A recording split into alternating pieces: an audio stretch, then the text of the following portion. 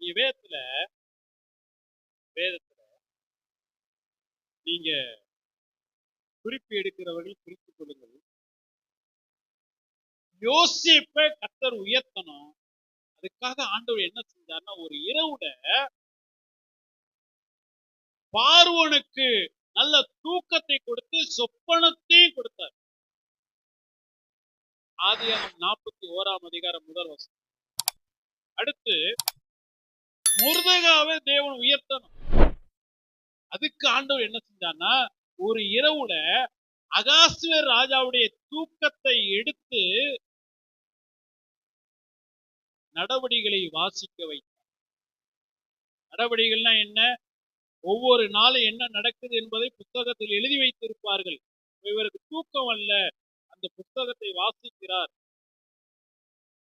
சில வருடங்களுக்கு முன்பாக ராஜாவுடைய உயிரை காப்பாற்றின இந்த மொர்தெகாய்க்கு எதுவுமே செய்யப்படல. ஆகவே இந்த மொர்தெகாயை உயர்த்தும்படி எத்தனையோ சில வருடங்களுக்கு முன்பாய் நடந்த காரியத்தை தூக்கத்தை எடுத்து வாசிக்கிறார். ஆமென். அல்லேலூயா. ஆண்டவரே நம்மளை உயர்த்துறதுக்கு எவ்வளவு நேரம் தேவை? ஒரு இரவு போதும்.